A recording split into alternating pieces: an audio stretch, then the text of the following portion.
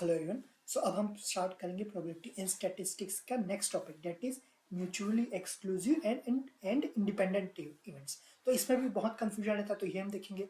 इसके बाद देखेंगे मार्जिनल कंडीशनल जॉइंट प्रोबेबिलिटी। ये मार्जिनल ज़्यादा इंपॉर्टेंट है, ये सब इतना इंपॉर्टेंट नहीं है। मेन कंडीशनल इतना इंपॉर्टेंट नहीं है। जॉइंट प्रोबेबिलिटी चलो फिर भी आ जाता है, लेकिन इसको कंपेरिजन इसलिए कर रहे हैं क्योंकि एक क्वेश्चन आ चुका है, ठीक है, और कोर्स में लिखा हुआ है इसलिए। ओके, सो नेक्स्ट टॉपिक है हमारा mutually exclusive event and independent event. अब ये दोनों में डिफरेंस क्या होता है?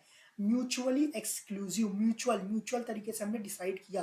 अगर कोई भी लोग रिलेशनशिप में रहते हैं ना, मेल फीमेल, अगर म्यूचुअली तरीके से डिसाइड कर ले कि वो अलग रहना चाहते हैं तो एक साथ कभी नहीं रहते। फिर वो इतने एक दूसरे से अलग रहते हैं कि कोई भी इवेंट एक साथ नहीं जाते। या तो किसी की कॉमन फ्रेंड की पार्टी रहेगी, या तो ये जाएगा या तो ये जाएगा, एक साथ नहीं जाएंगे, ठीक है।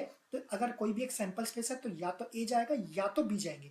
तो दोनों का जो इंटरसेक्शन है, एक साथ एक इवेंट में नहीं जाएंगे कभी भी। अगर कोई भी म्यूचुअली वो डिसाइड कर लिए कि हम अलग रहेंगे, इतना झगड़ा हो गया, एक साथ कभी जाते ही नहीं है, ठीक है। इसलिए म्यूचुअली डिसाइड कर लिया कि अलग रहेंगे, ठीक है। तो इंटरसेक्शन भी क्या होगा, ये कभी पॉसिबल नहीं है, तो नल सेट हो गया। नल सेट की प्रोबेबिलिटी क्या होती है? ये होती है 0, एक साथ कभी नहीं जाएंगे। या तो ए जाएगा या तो मेल जाएगा या तो फीमेल जाएगी, या तो ए जाएगा या तो बी जाएगी, दोनों साथ में नहीं जाएंगे, ठीक है। अब इसका एग्जाम्पल क्या है? इसका एग्जाम्पल है, सपोज अगर हम डाइस फेंक रहे हैं, तो डाइस में अगर 1 2 3 4 5 6 है, तो एक इवेंट है आपका ऑड का। ऑड में क्या आ जाता है? आपका 1 है या 3 है या 5 है। अब दूसरा इवेंट क्या है? वो आपका इवन का है। इवन में क्या हो जाएगा? 2 4 6। तो या तो इवन होगा या तो ऑड होगा, दोनों एक साथ नहीं होगा। तो ये क्या हो गया? ये आपका म्यूचुअली एक्सक्लूसिव इवेंट हो गया, ठीक है। और एग्जाम्पल क्या? बेस्ट एग्जाम्पल ये एक कोई भी इवेंट है तो इसका एक कॉम्प्लीमेंट क्या होगा? ये हमेशा म्यूचुअली एक्सक्लूसिव इवेंट होगा, ठीक है। ये ध्यान रखना, दोनों एक साथ कभी नहीं होंगे। ओके, तो ये म्यूचुअली एक्सक्लूसिव हो गया। अब इंडिपेंडेंट इवेंट मतलब दोनों को फर्क नहीं पड़ता चाहे सामने वाला जा रहा हो या नहीं जा रहा हो, ठीक है। अब जैसे एक मेल फीमेल है, अगर रिलेशनशिप के पहले हैं, अच्छा ठीक है, ये भी बोल सकते हैं रिलेशनशिप के पहले हैं तो मेल फीमेल को देखने के लिए जा सकता है, ठीक है। तो ये एग्जांपल ना ले कि सपोज मेल और दो मेल हो गए। अब एक्सेप्शन में ये भी हो सकता है कि दोनों रिलेशनशिप में हो या ना हो, लेकिन अगर हम नॉर्मल केस की बात करें तो दो मेल रहेंगे तो दोनों को फर्क नहीं पड़ेगा कि कौन जा रहा है कौन नहीं जा रहा है। दोनों जा भी सकते, दोनों नहीं भी जा सकते, तो दोनों क्या हो गए? फर्क नहीं पड़ता, तो इंडिपेंडेंट हो गए, मतलब दोनों साथ जा सकते हैं। तो ए इंटरसेक्शन बी क्या हो जाएगा? तो ए के जाने का प्रोबेबिलिटी इनटू बी के जाने का प्रोबेबिलिटी, दोनों के साथ में एंड, तो एंड में हमेशा इनटू आता है। इंडिपेंडेंट हो गया तो ये डायरेक्टली ऐसे लिख देंगे, ठीक है। तो इंडिपेंडेंट हो सकता है साथ में, और दोनों को फर्क नहीं पड़ता दोनों साथ हो रहे हैं कि नहीं हो रहे, दोनों को फर्क नहीं पड़ता, तो आपका सिंपल मल्टीप्लिकेशन हो जाएगा। और इसमें दोनों कभी साथ हो ही नहीं सकते तो 0 हो जाएगा, ठीक है। अब इसमें या तो एकदम अलग थे या तो एकदम इंडिपेंडेंट थे, हो सकता है डिपेंडेंट हो एक दूसरे पे, तो उसका प्रोबेबिलिटी हम बाद में देखेंगे, डिपेंडेंट का प्रोबेबिलिटी बाद में देखेंगे। तो इसका तो प्रोबेबिलिटी, इसका एग्जांपल हो गया डाइस का। इसमें क्या हो गया? इसमें हो सकता है एग्जांपल, सपोज एक डाइस है, ठीक है, डाइस में 1 आने का इवेंट, और दूसरा है आपका कॉइन टॉस। कॉइन टॉस में हेड आने का इवेंट। तो दोनों एक दूसरे से इंडिपेंडेंट है ना, दोनों को फर्क नहीं पड़ता, चाहे डाइस फेंको तो 1 आ सकता है और कॉइन भी हेड आ सकता है। दोनों के आने से मतलब एक दूसरे से कोई फर्क नहीं पड़ता, तो दोनों इंडिपेंडेंट है। तो दोनों का अगर आपका ए इंटरसेक्शन बी निकालना है तो पी ऑफ ए क्या होगा? डाइस में क्या हो जाएगा? 1/6, और आपका कॉइन में क्या हो जाएगा? 1/2, तो ये क्या हो जाएगा? 1/12। तो दोनों के होने का प्रोबेबिलिटी 1/12 हो जाएगा, दोनों को फर्क नहीं पड़ता। तो दोनों का सैंपल स्पेस अलग रहता है इंडिपेंडेंट इवेंट में। और इसमें क्या हो जाएगा? एक ही सैंपल स्पेस है लेकिन वो अलग अलग रहेंगे, ठीक है।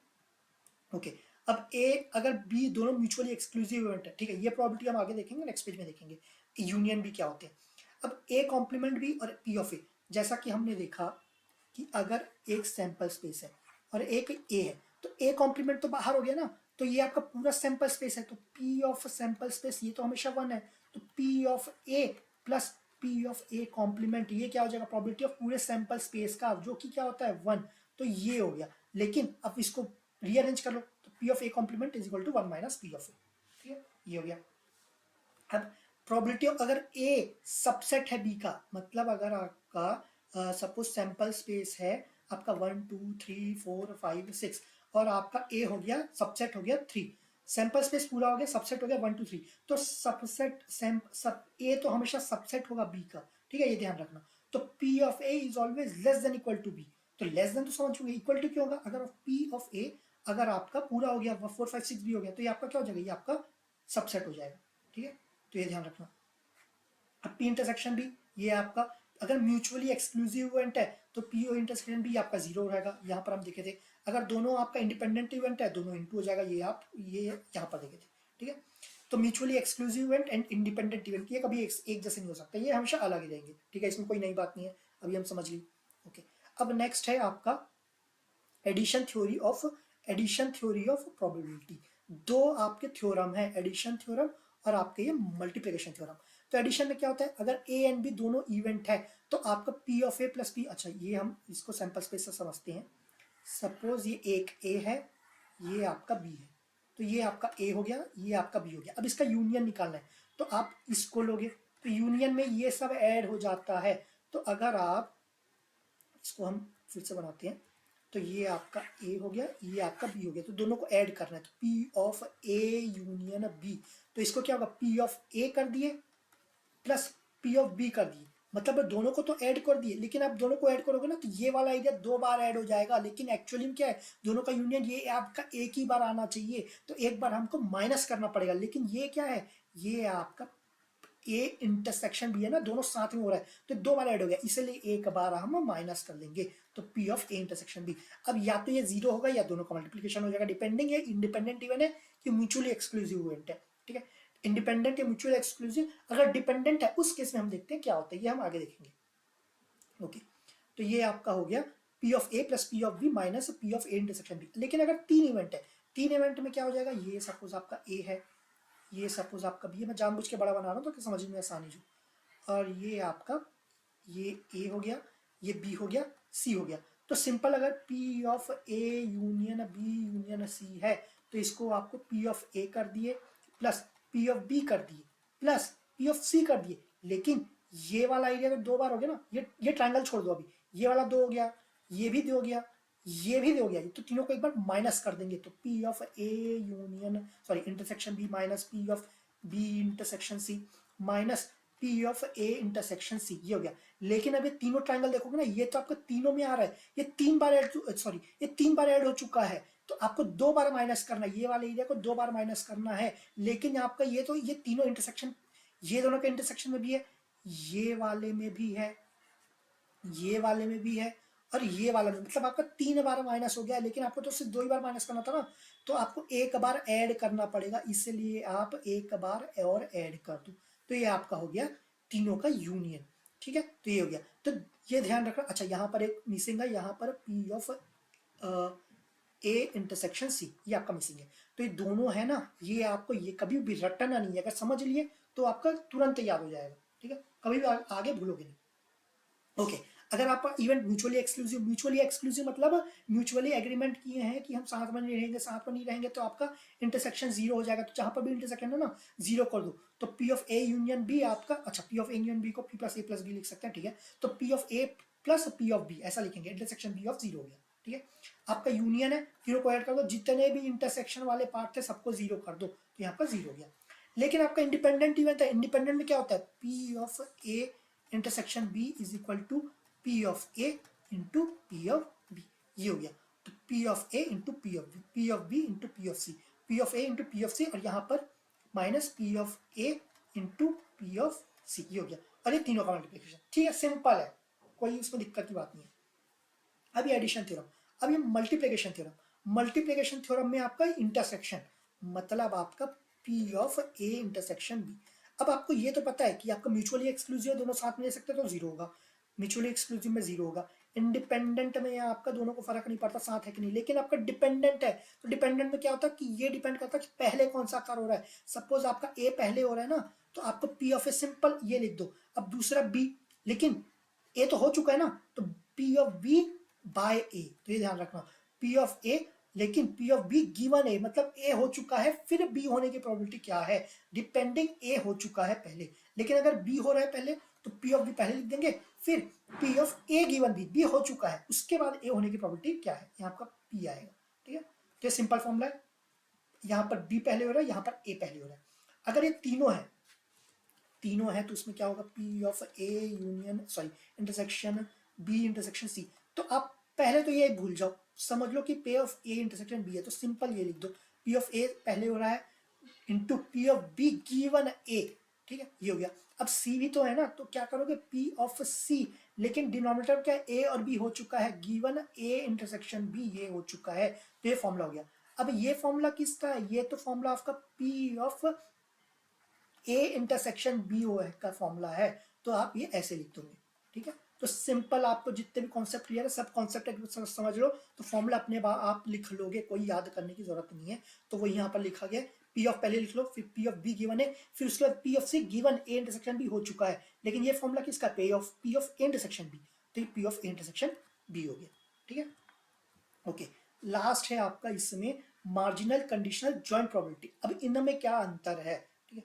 जॉइंट प्रोबेबिलिटी मतलब पी ऑफ इंटरसेक्शन बी, अगर कोई भी इवेंट है वो साथ में हो रहा है तो उसको हमें जॉइंट प्रोबेबिलिटी से डिनोट करते हैं। अच्छा, इसमें भी डिस्क्रीट और कंटिन्यूस दोनों के साथ है, तो वो हम आगे पढ़ेंगे, लेकिन क्योंकि मेरे को मार्जिनल और कंडीशनल के साथ कंपेयर करना था, इसलिए मैंने यहाँ पर जस्ट यहाँ पर मेंशन किया गया। मार्जिनल आपका जब भी आप कंडीशनल मार्जिनल आपका यहाँ पर करेक्ट टाइम है यहाँ पर एक्सप्लेन करने का, ठीक है। तो इसके दोनों को प्रोबेबिलिटी को एक साथ लिखना है। अब मार्जिनल प्रोबेबिलिटी अभी आप जैसे, अच्छा ठीक है, ये ज्वाइंट हो गया, लेकिन मार्जिनल क्या होगा, probability of a single event regardless of any other event, मतलब अगर आपका एक इवेंट है तो पी ऑफ ए, तो इसको मार्जिनल नहीं बोलेंगे, लेकिन आपका दो इवेंट है P of A union B, आपका आपका क्या हो गया, ये आपका ज्वाइंट प्रोबेबिलिटी हो गया। ज्वाइंट प्रोबेबिलिटी में आपको सिर्फ पी ऑफ ए निकालना है, तो ये क्या हो जाएगा, ये मार्जिनल प्रोबेबिलिटी ऑफ ए हो जाएगा। अगर एक इवेंट है तो उसको मार्जिनल प्रोबेबिलिटी नहीं बोलेंगे, दो है और एक के टर्म्स में लिखना है तो मार्जिनल प्रोबेबिलिटी ऑफ ए हो जाएगा। तो इसमें बी क्या होता है, डायरेक्ट ऐसे नहीं स्किप कर दे, बी का मतलब होता है कि जितने भी B possible values of B है उसको सबको ऐड कर देंगे, ठीक है। वो हम इस एग्जांपल से समझेंगे, ठीक है। इसको अभी देख लेते हैं तो ज्यादा क्लियर हो जाएगा। तो पी ऑफ, अब यहाँ पर एक ए इवेंट है एक बी इवेंट है, सपोज ये आपका दो कॉइन टॉस है, ये फर्स्ट कॉइन है ये सेकंड कॉइन है, A is equal to one मतलब head, one is equal to head, zero is equal to tail. अब यहाँ पर हमें क्या निकालना है, P of A is equal to one, मतलब आपका पहला कॉइन टॉस करे हैं तो उसमें हेड आने की प्रोबेबिलिटी, दूसरे कॉइन से मेरे को मतलब नहीं है, ठीक है। तो अभी अब इसका प्रोबेबिलिटी क्या हो जाएगा, तो P of A is equal to one, तो यहाँ पर जो भी रो है ना सबको ऐड कर दो, मेरे को मतलब नहीं है दूसरे टॉस में क्या हो रहा है, P is equal to B आ रहा है, P is equal to zero हो रहा है, मतलब दूसरे टॉस में अगर हेड आ रहा है कि टेल आ रहा है मेरे को मतलब नहीं है, दोनों को ऐड करोगे क्या आ जाएगा, 0.55 हो जाएगा। अब ये मत बोलना पी ऑफ ए मतलब पहले कॉइन का प्रोबेबिलिटी हेड आने का 0.5 होना चाहिए, 0.5 कैसे आ रहा है, ये मैंने सिर्फ एग्जांपल के लिए लिया है, ठीक है। तो ये सपोज लो आपका बायस्ड कॉइन है, मतलब P of head is equal to P of tail is equal to 0.5 नहीं है, तो बायस्ड हो गया। ओके, अब यहाँ पर एक एग्जांपल भी है, क्योंकि अगर वो होता तो इसका प्रोबेबिलिटी वन होता, तो ऐसा नहीं है, ठीक है। Okay, P of A is equal to zero, P of A is equal to zero, अच्छा यहाँ पर P of A is equal to zero same अगर पूछा गया तो कभी दोनों को ऐड कर देना, 0.45 हो जाएगा।